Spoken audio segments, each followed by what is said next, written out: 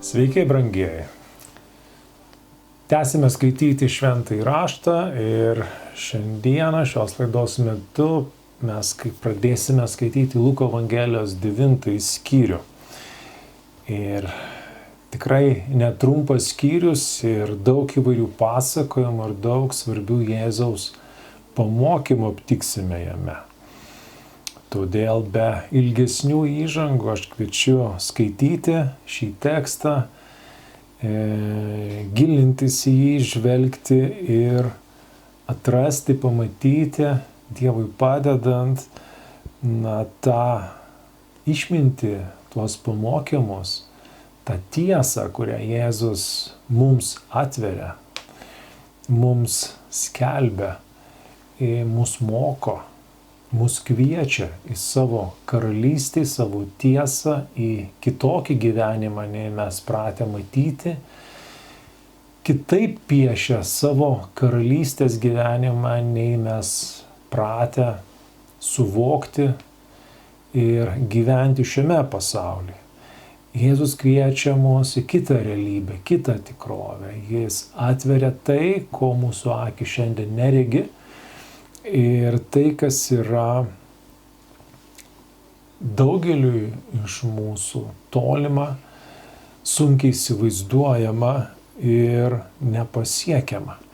Bet Jėzus kaip tik, jo žinia, jo mintis yra, jog prisiartino dangaus karalystę. Tai, kas buvo tolima, svetima, nematoma, nepažįstama, neįsivaizduojama, prisiartino, priartėjo. Ir Jis pasakoja apie tai, jis atveria apie tai, ne tik pasakoja, bet ir darbais liudija, kokiagi ta karalystė, kaip ji atrodo. Skaitykime ir pažinkime Dievo karalystę, kas ji, kokia ji. Ir 9 skyrius prasideda žodžiais: sukvietęs 12 savo mokinių, Jėzus davė jiems jėgą ir valdžią prieš visus demonus ir gydyti ligoms. Štai mes matome, praeitame skyriuje mes skaitėme, kaip Jėzui paklūsta visa, Jėzui paklūsta lygos, Jėzui paklūsta piktosios dvasios, Jėzui paklūsta mirtis, gamtos reiškiniai, jam paklūsta visa. Mes kalbėjome praeitame skyriuje apie Jėzaus visagalybę, apie jo dievišką jėgą. O čia mes matome, prasidedant 9 skyriui, Jėzus suteikia valdžią ir jėgą ir savo mokiniams. Jis pasidalina tą jėgą su savo mokiniais. Ir pasakyta, kad jis duoda jiems jėgos ir valdžios prieš visus demonus ir gydyti ligoms. Ir čia mes būtent matome, atsiveriant tą Dievo karalystės, vieną iš Dievo, keletą iš Dievo karalystės pasireiškimų, kad Dievo karalystėje nėra ligų. Dievo karalystėje nėra kūno negalių, negalavimų, ligų, skausmo, mirties, kurį atneša tos ligos. Kad Dievo karalystėje nėra surišimo, priklausomybės nuo piktų dvasių. Kad piktosios dvasios neturi jėgos ir valdžios žmonės kankinti, žmonės paralyžiuoti, žmonės stumti į mirtį, į pražūtį. Tos jėgos, piktojo pasaulio jėgos nėra, ji neegzistuoja, jai nėra vietos. Ir tai yra viena iš Dievo karalystės apraiškų. Jėzus duoda valdžią ir savo mokiniams, savo pasekėjams, ne tik kalbėti apie Dievo karalystę, bet ir ją paliudyti, patvirtinti tuos žodžius būtent tam tikrais veiksmais, kurie patvirtina Dievo karalystę esant šviesos, laisvės, gyvenimo, apstybės, pilnatvės karalystę. Po to išsiuntė juos skelbti Dievo karalystės ir gydyti ligonius. Štai apie ką mes kaip tik ir kalbame.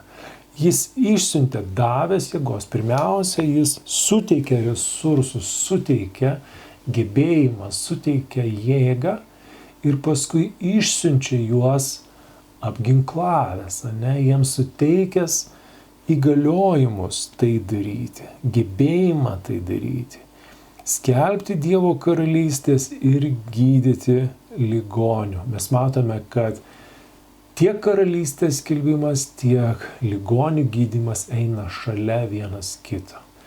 Karalystėje, iš ko mes galime padaryti išvadą, karalystė ir lygos neturi nieko bendra. Karalystėje Dievo nėra lygų. Ir tai yra geroji naujiena, nes kiekvienas esame daugiau ar mažiau patyrę kiek skausmo, kiek liūdesio, kiek baimės, kiek nepatogumo atneša lygos, švelniai tariant, ar ne? Ir mes matome, kiek pragaištingos ir pražūtingos dažną kartą yra lygos. Nors medicina ir padarius didžiulę pažangą, 21 amžiuje medicina gali daug, bet tikrai ne viską. Ir mes matome, kaip žmonės palieka šį gyvenimą dėja, ištikti lygų. Lygos numarina, lygos nužudo, lygos nuveda ne vieną žmogų į kapus. Ir mes matome, kad karalystė lygų nėra. Ir tai mums teikia viltį, tai mums teikia džiaugsmą, tai kreipia mūsų akis link karalystės, nes šioj karalystėje, šioje vietoje lygų nėra. Ir mes kiekvienas trokštame tai patirti. Nei vienas žmogus nenori sirgti, nei vienas žmogus nenori mirti nuo lygų, nei vienas žmogus nenori apskritai mirti. Ir Dievo karalystė mirties nebėra, taip kaip mes ir tolimesnėme tekste matysime, kad Dievo karalystė yra amžinas gyvenimas be mirties, be lygų, be piktų dvasių kankinimo ir taip toliau. Trečia eilutė, jis pasakė jiems, nieko neimkite kelionį, nei lazdos, nei krepšio, nei duonos, nei pinigų, neturėkite nė 2 tunikų, į kuriuos tik namus įeisite, tenai pasilikite ir iš ten toliau keliaukite, o kur žmonės jūsų nepriims, išeidami iš to miesto nusikratykite nuo kojų dulkes, kaip liudijimą prieš juos. Taigi mes matome, kad Jėzus siųsdamas savo mokinius, jis pažada, kad Dievas pasirūpins jais, pasirūpins jų išlaikymu, pasirūpins drabužiu, pasirūpins maistu, pasirūpins nakvynę ir pasirūpins visų kuo kitu, kas jiems būtina ir reikalinga toje misijoje, toje kelionėje, skelbiant Dievo karalystę.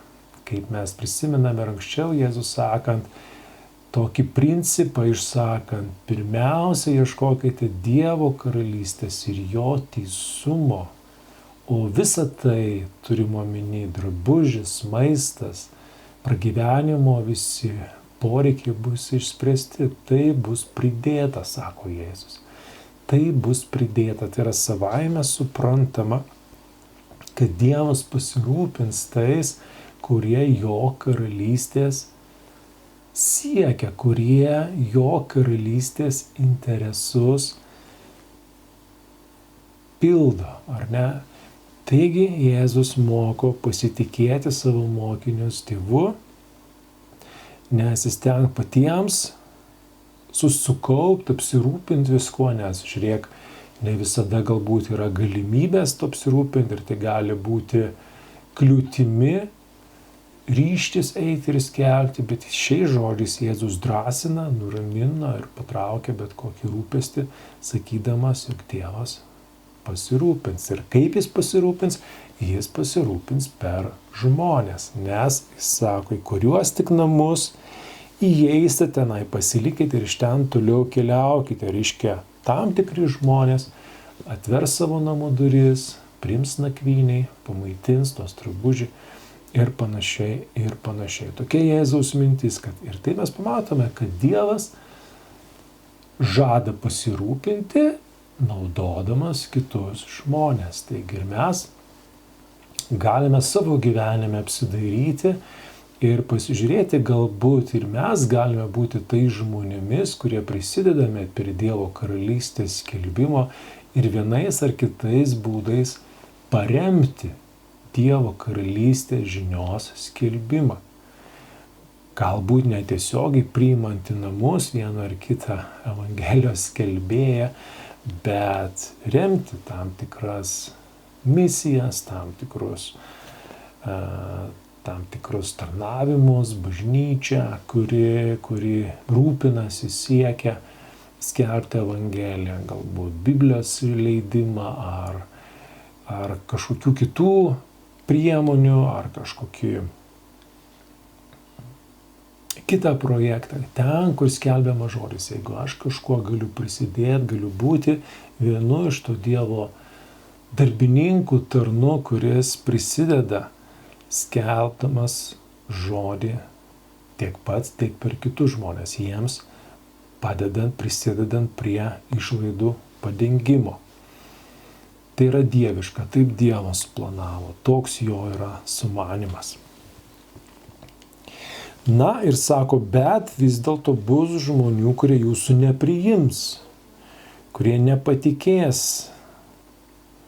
tokiu žodžiu ir nepriims jūsų kaip skelbėjų. Ir sako, todėl iš tokio miesto išeikite nusikratydami kojas, dulkes nuo savo kojų kaip liudijimą prieš juos. Ir akivaizdu, kad Jėzus turi omeny, kad miesto žmonėms, kurie atmes šį liudijimą, atmes karalystės žodį, atmes gerąją naujieną apie Dievo karalystę, vieną dieną atsisuks tai prieš juos. Dievas primins tą akimirką, kai jie išsigynė, kai jie atstūmė žodį, atstūmė Dievo beldimąsi į širdį. Deja, tai bus priminta. Ir skaitant toliau 6 eilutę, išėję jie traukė per aplinkinius kaimus, visur skelbdami Evangeliją bei gydydami. Taigi, mokiniai pildo tą Jėzaus pašaukimą, jo pasiuntimą, jie yra tame, jie praktiškai skelbia žodį. Ir mes matome, kad Jėzus kaip mokytojas, koks jis yra išmintingas, koks jis yra praktiškas, kaip jis pasitikė savo mokiniais. Pradžiai jis moko, jis rodo savo pavyzdžio, paskui išsiunčia savo mokinius. Vienus Jėzus lieka kažkur kitur, mokiniai po 2 išeina, keliauja per kaimus, skelbia karalystę Dievo, gydo ligonius, jie perima ir vykdo Dievo tarnystę, Jėzaus misiją patys. Ir tai yra nuostabus liudijimas, tai yra nuostabi realybė, kad ir mes iš tikrųjų galime būti kaip Jėzaus pasekėjai, daryti tuos pačius darbus. Kaip Jėzus ir yra pasakęs kartą, sako, tie, kurie tikės, jie dės rankas ant ligonių ir tie pasveiks. Tai Jėzaus pažadas visiems tikintiesiems, nes kažkas gali sakyti, tai buvo tik tai 12 apaštalų patikėta, tik jiems duota tokia galimybė, tokia valdžia ir jėga, bet pats Jėzus tai paneigia kitoje vietoje, kaip kurią ir citavau, sako, kas patikės. Jis nesako, kad tik apaštalams tai suteikiau, kad kiekvienam, kuris patikės Jėzumi Kristumi, jo vardu, jo auka, jo jėga, tas taip pat gaus tokią malonę gydyti ligonius, kad žodžiai nebūtų vien žodžiais, bet būtų palydėti ir darbais. Dažną kartą mes stokojame pasitikėjimo, kažkas gali keistis, kad Dievas gali mus panaudoti. Dažną kartą mes netikim, kad viena ar kita liga gali trauktis. Bet Dievo žodis duoda mums kaip tik tą pagrindą pasitikėti. Ne mes gydome, ne mes patraukiame ligą, o Dievas, jis panaudoja mus kaip indą. Ir leiskime būti jo naudojami. Taip kaip ir jo apaštalai. Tetrarchas Erodas išgirdo apie visus tuos įvykius ir suglumo, nes vieni sakė, kad Jonas prisikėlęs iš numirusių, kiti, kad pasirodęs Elijas, dar kiti, kad prisikėlęs vienas iš senųjų pranašų. Erodas sakė, Jonui aš nukirsnau galvą, o kas yra šitas, apie kurį girdžiu pasakojant tokius dalykus? Ir jis labai norėjo Jėzų pamatyti. Taigi, šiame pasakojime apie mokinių išsiuntimą įterpiamas toks trumpas epizodas apie Erodą, apie jo smalsumą, jo norą pamatyti Jėzų. Jis užduoda klausimą, kas jis per vienas, kas jis toks, ar ne?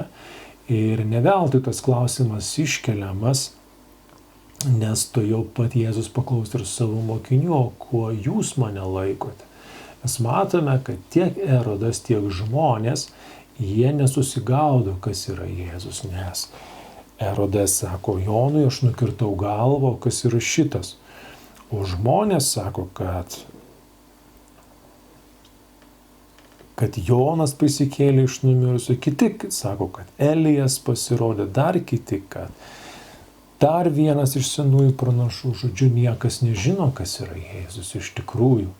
Jie mato darbus stebuklingus, jie mato mokymą gilų ir jie mato minias sekančias paskui Jėzų ir nesupranta, kas tai per reiškinys, kas tai per vienas šitas asmuo, kuris patraukia tokį dėmesį, užduoda tą klausimą. Ir mes matome, to atsakymo jie neturi. Įdomu, kad pasakyta, jog Erodas labai norėjo Jėzų pamatyti, čia tiesiog trumpas ekskursas labai, toks retorinis klausimas, bet ar Jėzus norėjo pamatyti Erodą? Ir atsakymas yra ne, nes tuomet, kada Jėzus buvo kamantinėjimas, kai jis buvo nuvestas žydų pas Pilotą, Pilotas jį siunčia pas Erodą, Erodas uždavinėja jam daugybę klausimų, bet Jėzus tylėjo ir nieko jam neatsakė. Jėzus nenorėjo su juo bendrauti, su juo kalbėti, nes jis buvo žmogžudys, kaip jis pats čia ir pripažįsta, sako, aš nukirtau Jonui galvą. Jonasgi buvo tyruose šaukiančio balsas, skelbiantis Jėzų Kristų, rodantis į jį. Ir jis buvo Jono Krikšto žudikas. Ir Jėzaus akyse tai buvo nedorėlis, žmogžudys, su kuriuo kalbėtis jam nebuvo apie ką. Juolab, kad Erodas už tai net gailauja, jis dėl to nesikremta, atvirkščiai jis tenkina savo smalsumą, jis ir lieka ir toliau iškėlęs galvą ir dedasi viršesnių net ir prieš Jėzų. Jo motyvas nėra iš tikrųjų pažinti, kas yra Jėzus, dėl to Jėzus jam ir neatsiveria ir su juo nebendrauja, nes tai neatvira ir nenuoširdi širdis. Jėzus jam būtų atleidęs tą kaltę, jei jis matytų pokytį širdį, jis būtų ėjęs su juo į kalbas, jeigu Erodo atveju mes matytume sudužimą, atgailą, gailestį ir gailėjimąsi dėl to, ką jis padarė. Bet dėja yra vaizdas visai kitas. Taigi Erodas užsiduoda klausimą, kasgi šis Jėzus. 10 eilutė. Sugrįžę apaštalai pasako Jėzui, ką buvo nuveikę. Pasiėmęs juos, jis pasitraukė nuo šalia į dykvietę netoli miesto vadinamo Betsaida. Mes matome, mokiniai grįžta iš savo misijų, kelionių ir pasakoja Jėzui. Matosi, kad jie įsikvėpia, matosi, kad jie nustebė, regi tuos pačius Dievo darbus per juos, kuriuos jie mato darant Jėzų. Mes matome, kad greičiausiai buvo nemažai tų, kurie atsivėrė tai žiniai, kurią jie skelbė.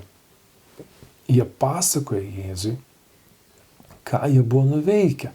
Reiškia, jie kažką nuveikė, kažką vaisingo nuveikė, Dievas dovanojo jiems sėkmę tose kelionėse ir jie pasakoja. Ir Jėzus pasiima juos ir nusiveda į nuošalią vietą. Ir kiti evangelistai sako būtent, kad trumpai pailsėti.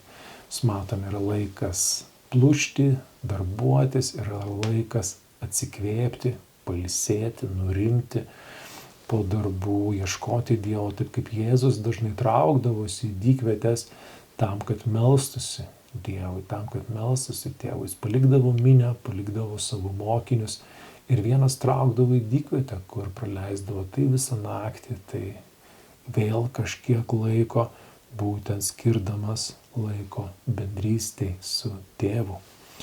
To mes matome, moko jis ir savo mokinius. Bet, kaip pamatysime, net ir pasitraukus į negyvenamą vietą, jie nelieka nepastebėti ir nelieka be dėmesio. 11 eilutė, minios tai sužinojusius nusekė paskui jį.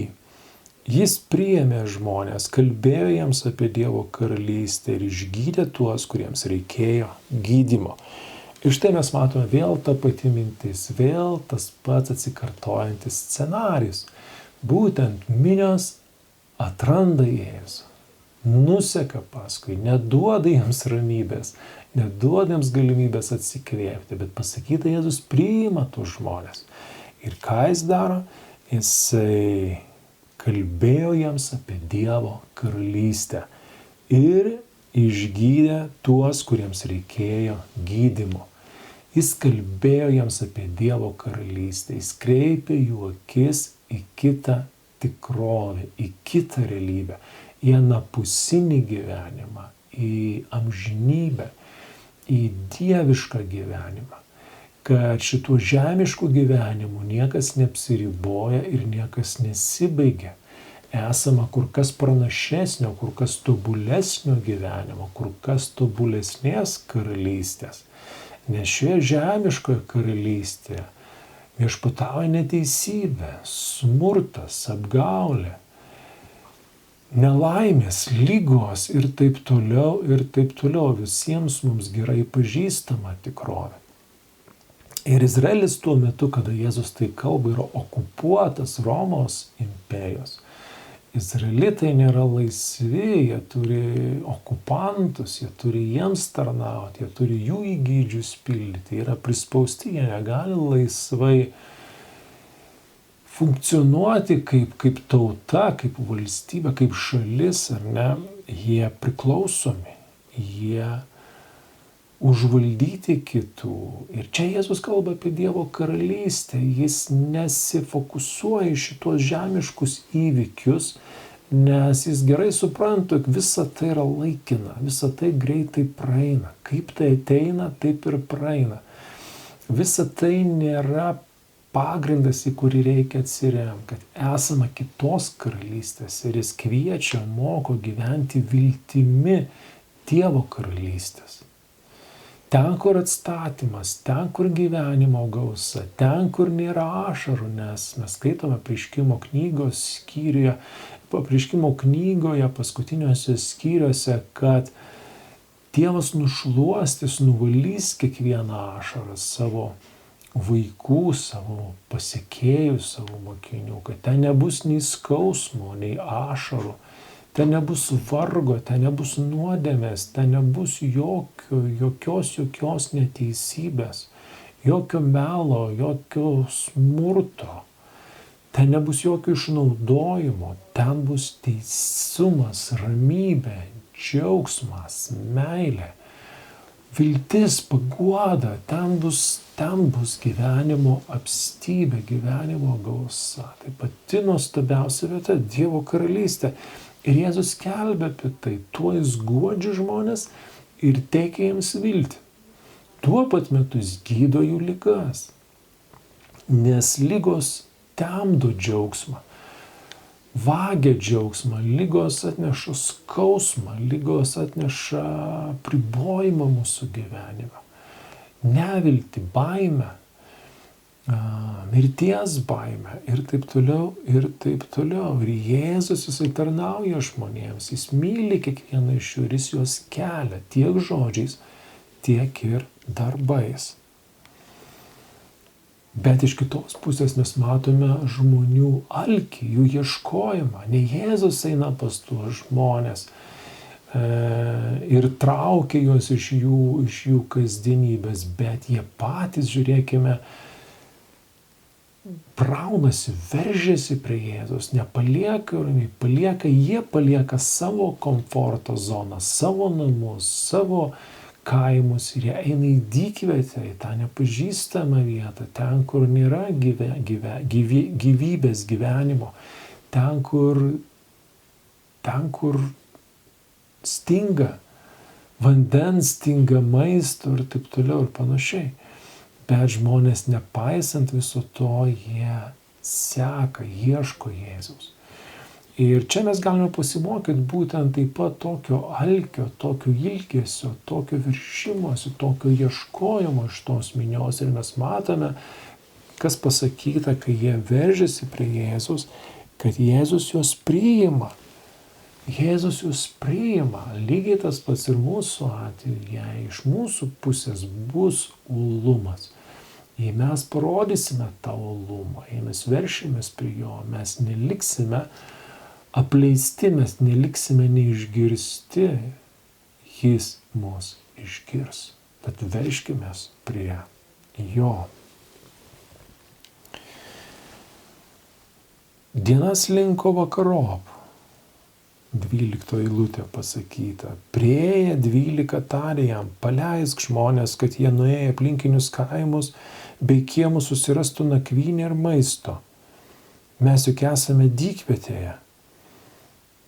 Bet Jėzus tarė, jūs duokite jiems valgyti. Kai mes matome, ateina vakaras, vakarėja jau, o jie dykvietė, jie dykumoja, kur nėra maisto.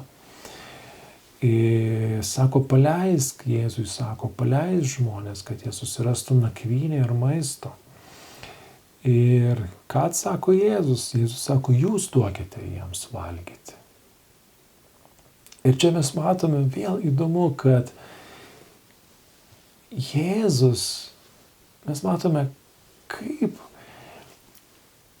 dera mokyti, ar ne, jeigu kažkas iš mūsų mokome kitus, jeigu kažkas iš mūsų kažkame laviname kitus, mes matome labai vieną aiškų principą Jėzaus kaip mokytojo praktikoje, kad jisai pasitikė savo mokiniais ir patiki jiems praktinės užduotis. Jis tiki jais, jis žino, kad jie gali padaryti net neįmanomus dalykus, tuos pačius dalykus, kuriuos jis daro, nes Jėzus yra pasakęs, niekas negali būti didesnis už savo mokytoją, bet jis nesako, kad niekas negali būti lygus mokytojui, nereiškia, mokiniai gali daryti tuos pačius darbus, kuriuos daro Jėzus.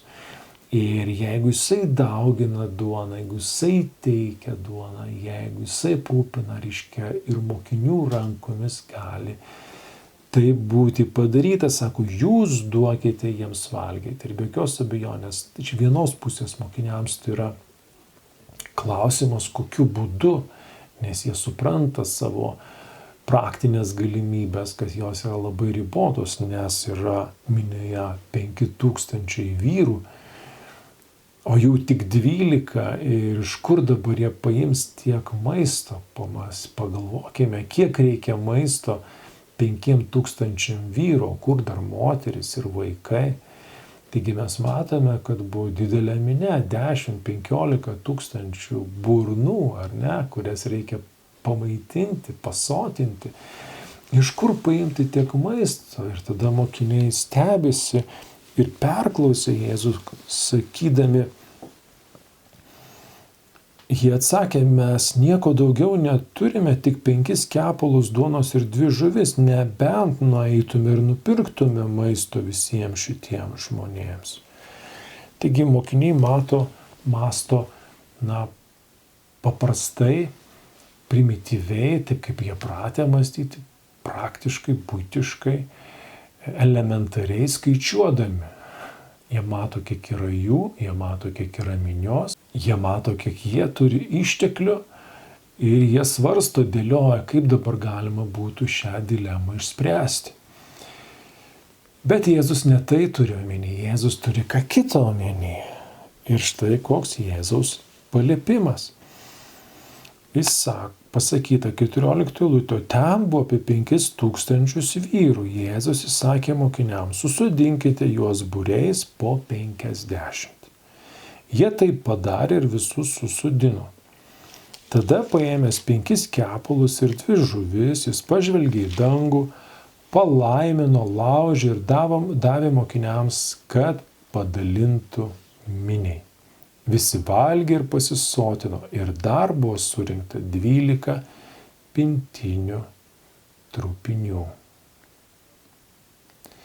Taigi mes matome, kad atrodytų neįmanomas poreikis, neįgyvendinamas poreikis akimirksniu išsisprendžia. Taip Jėzus paima tą pradinį įnašą, kuris buvo tie keli kepalėliai ir kelias žuvelės. Jis paima tą pradžią, tą mažą, tą nedaug, ko turėta, kas būta toje minioje. Niekas nieko daugiau neturėjo, tik tai šitiek. Ir kas pasakyta, Jėzus pakelia akis į dangų, tuo tarsi sakydamas ir rodydamas, iš kur ateina kasdienė duona. Iš kur ateina aprūpinimas ir pasotinimas? Iš žemės ir dangaus kūrėjo, Dievo, kuris siunčia lietų ir saulę, kuris užaugina javus, kuris pasirūpina, kad būtų maisto šioje žemėje. Jis pakėlė akis į dangų, laimino, laužė ir davė mokiniams, kad padalintų miniai. Taigi mes matome, Jėzus laimina arba dėkoja Dievui už tą duoną, už tą mažą pradžią, mažą dalį, kurią jie turi, ir mes matome, kad jis laužia tą duoną ir ta duona jinai nesibaigia, jinai daugėja mokinių rankose, jie dalina ir ta duona nesibaigia ir ją dalina vis toliau, vis kitiem žmonėm ir visi valgo, pasisotina.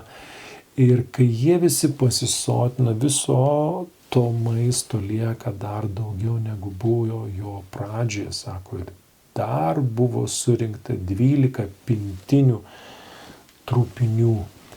Taigi mes matome, štai toks yra Jėzus. Jam nėra poreikio be sprendimo. Nėra iššūkio be atsakymo. Jėzui visa įmanoma. Ir mes matome, kad jis tuo, kaip pasakyti, jis nepasilieka vienišas toje praktikoje, bet jisai įtraukia savo mokinius, jis parodo, kad ir jūs galite būti dalininkai tos pačios jėgos, tos pačios valdžios, jis patikė jiems, jie dalyvauja tame, jie daro jo darbus. Ir tiek prieš tai, kai jis siuntė juos po 2, tiek grįžo ir pasakojo, ką buvo nuveikę.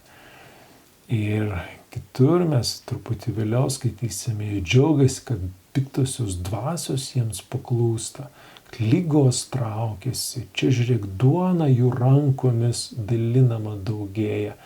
Ir kai mes matome, kad Jėzus nori, kad mes būtume aktyvus Dievo karalystės skelbėjai tiek savo lūpomis, tiek savo rankomis, tiek darbais. Tokia yra Dievo valia, tokia yra Dievo žinia, toks jo noras, toks jo troškimas.